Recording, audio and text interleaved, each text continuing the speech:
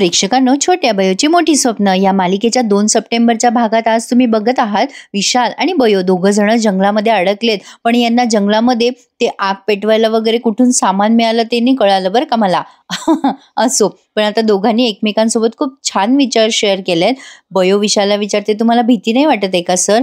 विशाल म्हणतो, अगं मला तशी भीती नाही वाटत आहे, पण काय आहे ना, आपण दोघंच जण इथे अडकलोय उगीच, म्हणजे मी काय म्हणतोय तुला समजतंय ना?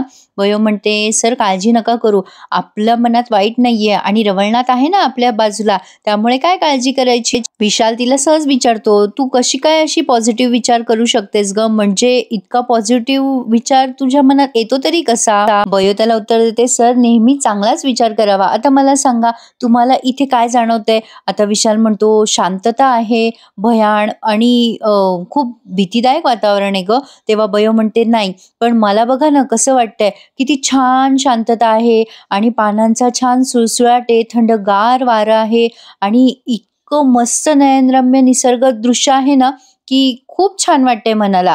आता हा विशाल आहे ना, त्याला बयोचं बोलणं पटायला लागतं. बयो बोलता बोलता सहज म्हणते, आम्ही ना लहानपणी असंच मस्त निसर्गाच्या सानिध्यात बाहेर खेळायचो, गच्चीवरती झोपायचो. आता हा विशाल म्हणतो, हो ग, बरोबर आहे तुझं बोलणं. अगं मी सुद्धा लहानपणी किती मजा करायचो, कधी कशाचीच भीती नाही वाटायची ग मला. म्हणजे बघ ना, मी जेव्हा पंढरपूरला होतो ना, तेव्हा आम्ही पण असंच खूप उन्हाळक्या करायचो, म्हणजे कुठेही खेळायचो, लागायची पडायची, कधी भीती वाटायची नाही ग. आणि आता असं कसं बदललं ना सगळं. म्हणजे आता कुठल्याही गोष्टीची भीती वाटते आणि काहीही गोष्ट करायची म्हणलं की 10 वेळेला विचार करतो आपण. खूप छान दाखवलंय ऍक्च्युली प्रेक्षकांनो त्यांनी आज. विशाल आणि बयो एकमेकांसोबत खूप असे ओपन अप होऊन बोलतात, म्हणजे एकदम फ्रेंडली बोलतात असं दाखवलंय. आता बयो पण तिच्या लहानपणीच्या आठवणी शेअर करते. आम्ही सुद्धा मस्त मजा करायचो, गावाकडे मस्त खेळायचो आणि असा हा गच्चीवर झोपल्यावर चंद्र बघत बघत, चांदण्या बघत बघतच झोपायचो. मग आता विशाल म्हणतो, हो ग, आम्ही पण असं गच्चीवर अंथरुणं पांघरुणं टाकायचो, मस्तपैकी अशा चांदण्या मोजायच्या आणि खूप मजा यायची ग. ते दिवसच वेगळे होते. बयो विशालला म्हणते, कुठल्याही गोष्टीमध्ये आनंद शोधायचा ना, ह्यातही एक कला लागते. मग आता हा विशाल म्हणतो, खरंय तुझं सरस्वती, ही कला ना तुझ्याकडे आहे. म्हणजे बघ ना, आता तू मुंबईला राहतेस पण तरी सुद्धा तुझी कोकणातली नाळ कशी घट्ट जोडलेली आहे तुझ्याशी. म्हणजे बघ ना, तुला आता भीती वाटते तरी सुद्धा या सगळ्या परिस्थितीकडे तू किती वेगळ्या दृष्टिकोनातनं बघतेस.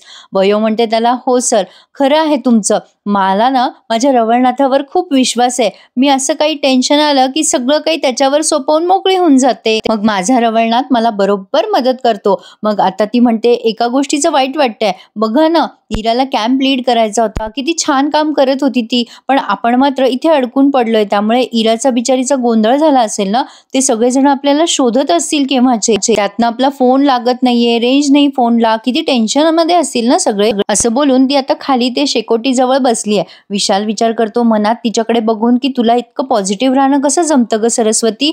म्हणजे मी तुझ्या प्रेमात तर आहेच, पण आज तुला ज्या पद्धतीने मी बघतोय आणि ही जी नवीन सरस्वती मला दिसतीये ना, त्यामुळे मी नव्याने तुझ्या प्रेमात पडतोय सरस्वती. विशाल विचार करतोय, बयोला प्रपोज करू की नको करू. आता इकडे गावामध्ये चांगलाच कल्ला जमलाय, कारण आता ते ग्रामपंचायतीचे सरपंच आले. आता हा आरव खूप टेन्शन मध्ये असतो. तो सगळी परिस्थिती त्यांना सांगतो की माझी बहीण आणि आमचे सर आहेत ना, ते हरवलेत. आता या इराला पण खरं तर टेन्शन आलंय बरं का प्रेक्षकांनो. वैभवी म्हणते, हो ना, बयो सुद्धा गेलीये विशाल सरांना शोधायला. ते दोघं जण सोबत असतील की नाही महाराजांनाच माहित. आता ते गुंड आहेत ना, ज्यांनी बयोला आणि विशालला तिथे मुद्दाम पाठवलंय, ते सुद्धा तिथेच ऐकतायत चोरून सगळं. इरा म्हणते, खरं तर बयोला तिकडे जायची गरजच नव्हती, तिला मला सांगून जायला काय हरकत होतं. आता आरव म्हणत असतो, इरा तू ना उगा चिडचिड करू नकोस, थांब जरा, शांततेत घे सगळं. आता या सगळ्या पोरापोरांची फजिती पाहून ते गुंड एकमेकांमध्ये चर्चा करतात हळूहळू. बघा कशी मजा आली आहे, यांना काय माहिती यांच्या सोबतचे साथीदार जंगलात अडकलेत, त्यांना अशा ठिकाणी पाठवले ना आपण, तिथून आतापर्यंत त्यांच्या येण्याचे सगळे मार्ग बंद झाले असतील. म्हणजे यांना वाटते एखाद्या वाघाबिगाने खाल्लं असेल विशाल बयोला. आरव सारखा बयोचा फोन ट्राय करून बघायचा प्रयत्न करतोय. वैभवी म्हणते, बघ ना, सारखं सारखं कर फोन आरव तिला. आरव म्हणतो अगं वैभवी रेंज नाहीये, बहुतेक लागत नाहीये फोन. आता ही वैभवी देवाजवळ प्रार्थना करायला लागते. हेतल म्हणते देव करो आणि ते दोघं फक्त सोबत असोत म्हणजे झालं. आता हेतलने असं म्हटल्यावर इराला अजून टेन्शन आलंय. आरव म्हणतो काय करायचं आता, काही सुचतच नाहीये. इरा म्हणते त्या सरपंचांना मदत घेते इरा त्यांची. सरपंचांना म्हणते हे बघा सर, काहीही करा पण तुम्ही ना म्हणजे बघा आमची मदत करा. अहो सकाळपासून काही ना काही घटना घडतायत हो. ती गुंड काय आली आमच्या मागे, आता हे विशाल आणि बयो हरवले काय, आम्ही कुठे शोधायचं त्यांना, त्यातनं आमची राहायची सोय हे ते सगळं कसं बघायचं. ते सरपंच खूप चांगले असतात. ते म्हणतात हे बघा बेटा काळजी नका करू, आम्ही तुमच्या राहण्या खाण्याची सोय करतो. पण आता त्या दोघांना जंगलामध्ये कसं शोधणार, तिन्ही बाजूने जंगल आहे गावाच्या, आणि कुठून जाणार. आता रात्रीचे हिंस्र पक्षी आणि पशु फिरत असतात जंगलामध्ये, यांची चर्चा चालूच असते. तेवढ्यात आरवचा फोन लागतो बयोला. मग आता तो बयोला विचारतो बयो हॅलो हॅलो तू कुठे आहेस. आता ती बयोची बेल वाजते तेव्हाच ती म्हणते विशालला आरव दादाचा फोन आला, हे बघा विशाल सर. आणि ती पण फोन स्पीकरवर बोलते आरवशी. आरव म्हणतो बयो तू कुठे आहेस, तू सेफ आहेस ना. बयो म्हणते हो हो अरे आरव दादा मी सेफ आहे. आरव तिला विचारतो तू एकटी आहेस का. बयो म्हणते नाही माझ्यासोबत आहेत विशाल सर, तू काळजी करू नको. पण आता इरा ते ऐकते आणि खूप संतापते आणि म्हणते बयो तुला मला सांगता येत नव्हतं का जाताना, आणि विशाल तुझ्यासोबत आहे का, तुम्ही दोघं एकत्र आहात का. आता बयोला काही इराचा आवाज ऐकू आला नाही बहुतेक. आता बयो म्हणत असते हॅलो हॅलो आरव दादा ऐकतोयस ना, हे बघ काळजी करू नको, विशाल सर माझ्यासोबतच आहे, पण आम्हाला ना चकवा लागलाय बहुतेक, रस्ता सापडत नाहीये. आता बयो पुढे काही बोलणार तेवढा तिचा फोन कट होऊन जातो. आरव हॅलो हॅलो करत असतो पण आता त्याला पुढे काहीच बोलता आलं नाहीये.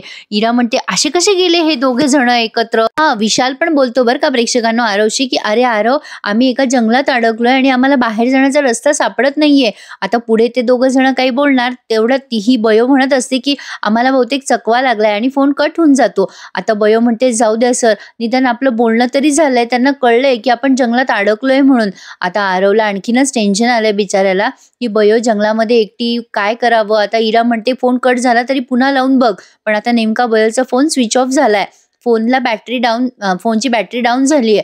आता बयो म्हणते सर तुम्ही काळजी करू नका, ते आपल्याला नक्की शोधायला येतील. आता इरा म्हणते आपण ना आत्ताच्या आत्ता जाऊन त्यांना शोधूयात. हेतल पण म्हणते हो हो आपण आत्ता त्यांना शोधून काढूया, ते रात्रभर काय करतील बिचारे. आरव त्या सरपंचांना रिक्वेस्ट करतो हे बघा साहेब काय आहे ना, आमचे म्हणजे माझी बहीण आणि सर आपण त्यांना आधी शोधूया, तो हे रात्र म्हणजे ते रात्रभर कसे राहतील, म्हणजे तुम्ही आधीच सांगताय की बिबट्या वगैरे फिरतो, त्यांच्या जीवाला धोका आहे ना. आता ते सरपंच म्हणतात हो पण असं कसं शोधणार, अहो रात्रीची वेळ आहे, प्राणी फिरत असतात हिंस्र प्राणी. आरव म्हणतो सर प्लीज असं करू नका. तो ऍक्च्युली घाबरतो बिचारा आरव, पण तो म्हणतो हे बघा असं करू नका, आम्ही सगळे तुमच्या सोबत येतो, तुमची काही माणसं द्या वाटलं तर, आणि तुम्हाला जंगलाचे रस्ते माहिती असतील ना, प्लीज प्लीज आपण त्यांना शोधायचा प्रयत्न तरी करूयात. इरा पण रिक्वेस्ट करते हे बघा प्लीज रिक्वेस्ट करते मी, आम्ही त्यांना शोधायचा प्रयत्न करतो, तुमची काही माणसं आमच्या सोबत द्या प्लीज. मग आता इराची रिक्वेस्ट ते मान्य करतात. हेतल पण रिक्वेस्ट करते काही झालं तरी बयो आणि विशाल या दोघांची आई जीवाची जबाबदारी इरावरच आहे ना, कारण ती सध्या कॅम्प लीडर आहे बाबा. असो मग आता ते सरपंच म्हणतात बरं बरं काळजी नका करू, मी माझी काही माणसं तुमच्या सोबत देतो आणि मीही येतो. आणि त्यांच्या दुसऱ्या माणसाला ते सांगतात की या मुलांची राहण्याची आणि जेवण्या खावण्याची सोय करा. आता बयो विशालला म्हणत असते सर अशा परिस्थितीत ना नेहमी सकारात्मक राहायचं असतं, तुम्हाला माहितीये मी अशा परिस्थितीत काय करते. आता विशाल म्हणतो काय करतेस. मग आता बयो म्हणते मी माझ्या रवळनाथाला प्रार्थना करत असते, तुम्ही उठा बरं उठा मी तुम्हाला सांगते. मग आता विशाल म्हणतो अगं काय सांगतेस मला. मग आता ही बयो म्हणते तुम्ही डोळे लावा आणि म्हणा हे रवळनाथा माझ्या सोबत कायम राहा. आता विशाल हसायला लागतो आणि म्हणतो तू काय करतेस, कळते का तुझं तुला तरी. आता बयो म्हणते असं का हसताय तुम्ही, मी सांगते ना तुम्हाला तसं करा माझ्यासोबत, तुमची श्रद्धा विठ्ठलावर आहे ना मग विठ्ठलाला बोलवा. आता विशाल म्हणतो अगं हे खरंच असं होतं का असं केल्याने. बयो म्हणते माझं ऐका तरी, करा बरं माझ्या मागे. मग आता विशाल म्हणतो बरं बरं तू म्हणतेस ना तर आपण करून बघूया. आता बयो तिच्या मालवणी भाषेमधनं ते रवळनाथाला साथ घालते की रवळनाथा माझ्या पाठीशी उभं राहा, माझ्यासोबत खंबीर राहा आणि माझ्या मदतीला धावून ये. मग आता विशाल तिच्यासोबत तसंच रिपीट करतो आणि विठ्ठलाचं नाव घेऊन म्हणतो विठ्ठला माझ्या मदतीला धावून ये. आणि बयो पण त्याला तेच सांगते. आता ज्याची त्याची श्रद्धा असते ना, हे पण बरोबर आहे त्यांचं. पण आता विशालला अशी प्रार्थना करून खूप भारी वाटलंय बरं का प्रेक्षकांनो. शेवटी अशा परिस्थितीमध्ये देवच आपल्याला मदत करत असतो हे मात्र खरं आहे. बयो म्हणते बघा आता तुम्हाला ना खूप छान वाटेल वाटेल विशाल सर. आणि तुम्हाला सांगू का, आम्ही लहानपणी ना असंच करायचो. म्हणजे माझ्या आईने ना एकदा मला पिक्चर दाखवला होता. आमचे आबा आहेत ना आबा, आम्ही त्यांच्या घरी पिक्चर बघायला जायचो. म्हणजे ती सिक्वली बोलत असते बोलता बोलता की माझ्या आईने मला असं सकारात्मक राहायला शिकवलंय वगैरे वगैरे. आणि बोलता बोलता तिला ही घटना आठवते. मग ती सांगते की आम्ही लहानपणी आमच्या आबांकडे पिक्चर बघायला जायचो आणि मग तिथे खूप मजा यायची. आम्ही एकदा असाच पिक्चर बघितला होता. म्हणजे बघा, त्या पिक्चरमध्ये ना असेच हिरो हिरोईन असतात आणि खूप मोठं जंगल असतं, म्हणजे ह्यापेक्षाही मोठं जंगल. त्या जंगलात ते हिरो हिरोईन अडकलेले असतात. आता विशाल खूप इंटरेस्ट घेऊन ती गोष्ट ऐकत असतो. मग बयो पुढे सांगते, असंच एक दिवस ना ती हिरोईन पाणी आणायला म्हणून विहिरीकडे जाते जंगलामध्ये. जंगलात एकदम किर्र अंधार असतो. विशाल आता एकदम घाबरायला लागतो. बयोने छान रंगवून सांगितली ही गोष्ट. आता ती हिरोईन अशी विहिरीकडे जायला लागते. कोणीतरी हिरोईनचा पाठलाग करत असतं आणि आता ती हिरोईन मागे वळून बघणार. तेवढ्यात आता जोरात ओरडते बयो आणि मागून पण काहीतरी आवाज येतो बरं का प्रेक्षकांनो. कोणाचा आला काही कळलं नाही, पण असं काहीतरी आवाज आला आणि तो विशाल घाबरतो बिचारा. मी पण घाबरले हो. आणि आता तो विशाल पटकन तिला मिठीत घेतो आणि तीही त्याच्या मिठीत जाते. दोघही जण एकमेकांकडे नुसते बघायला लागतात आणि थोड्याशा ऑकवर्ड पोझिशन मध्ये असतात. शेवटी दोघेही जण जरा संस्कारी आहेत ना. आता हा विशाल घाबरून तिला जवळ घेतो आणि तीही त्याच्या जवळ जाते. दोघं एकमेकांकडे बघायला लागतात आणि थोड्या वेळ एकमेकांकडे बघून एकदम एकमेकांपासून असे लांब होतात. असो, पण आता पुढे बघा हा प्रेक्षकांनो, इरा सोबत ते सगळे सरपंच वगैरे यांना शोधायला जंगलामध्ये निघालेत. आणि आता मात्र इराला फार भीती वाटत असते. इरा म्हणत असते आणि आरव सुद्धा विचारत असतो त्यांना अजून किती लांब जायचंय. ते काका म्हणतात सरपंच साहेब की अहो आता तर जंगलाची सुरुवात झाली आहे, अजून तर फार लांब आहे जंगल, हळूहळू चला माझ्या मागे. आता इरा म्हणते असे कसे अडकले ना विशाल आणि बयो, त्यांच्यासाठी आता आपल्याला इथे जंगलात जावं लागतंय. बिचारी इरा पण काळजीने जाते बरं का. असो, पण आता हे सगळेजण पुढे जात आहेत जंगलाच्या आतात आणि खूप भीती वाटते या सगळ्यांना. आता बयोला विशाल उगाच काहीतरी बोलायचं म्हणून बोलतो, तुला पाणी हवंय का. आता ही बयो नुसती त्याच्याकडे बघते आणि म्हणते पाणी. आता विशाल म्हणतो हो ऍक्च्युली म्हणजे तुला हवं असलं तरी इथे पाणी नाहीये म्हणा, मला असं वाटलं सहज तुला विचारावं म्हणून विचारलं. म्हणजे उगाच एकमेकांसोबत संवाद करतायत ते, भीती वाटू नये म्हणून. आजचा भाग ना प्रेक्षकांनो बराच मोठा दाखवलाय त्यांनी. तर आता आरव त्या सरपंचाबरोबर जंगलामध्ये शिरतोय आणि मागे इरा आणि हेतल राहिल्यात. आता हेतल म्हणते बापरे, एवढ्या मोठ्या जंगलामध्ये ती दोघच जण अडकली आहेत, किती रोमॅन्टिक वाटत असेल ना त्यांना. आता इरा म्हणते बावळटेस का तू, रोमॅन्टिक वगैरे काय, ती दोघं जण अडकली आहेत, त्यात रोमॅन्टिक वाटण्यासारखं काय आहे, काही पण बोलत जाऊ नकोस हं हेतल. आता हेतल म्हणते अगं तसं नव्हतं म्हणायचं मला, पण रोमॅन्टिकच आहे ना. म्हणजे बघ, तुझा पत्ता कट न केला त्या बयोने म्हणजे झालं. हेतल तिला मुद्दाम घाबरवतीये. आता इरा म्हणते गपचूप बस, काहीतरी बडबडत असते आपलं. आता विशाल म्हणजे असाच विचार करत असतो काहीतरी आणि त्याला अचानक त्याची प्रतिकृती दिसते आणि तो त्याचा विशाल म्हणजे त्याच्या मनातला विशाल त्याला सांगत असतो, अरे बघतोय काय, जा जा तिला प्रपोज कर ना, किती चांगला मौका आलाय तुला. आता विशाल मनातल्या मनात हसतोय आणि विचार करतोय खरंच प्रपोज करू मी सरस्वतीला.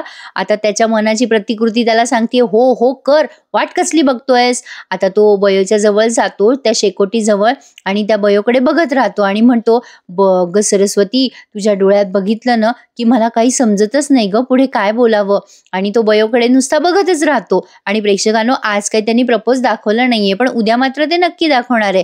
आता हा विशाल खूप हिंमत करून बयोला प्रपोज करतो, पण मला असं वाटतं कदाचित ते इराने ऐकलं नाहीये, पण बयोला ते कळलंय की विशालला तिच्यासोबत लग्न करायचंय. पण बयोचा होकार नकार आहे की नाही हे आपल्याला उद्याच कळेल. त्यासाठी आत्ताच आपल्या चॅनलला सबस्क्राईब करून ठेवा, कारण आता इरा खूप संतापणार आहे. बयोने शेवटी विशाल सोबत एवढे छान क्षण घालवले, ते इराला कसं सहन होणार. इरा बरोबर कबाब में हड्डी आली आहे आणि पुढे पण येतच राहणार. पुढे सगळे एपिसोड बघायला मजा येणार प्रेक्षकांनो. कसा वाटला आजचा भाग मला कमेंट करून कळवा हं, आणि प्लीज लाईक करायला विसरू नका.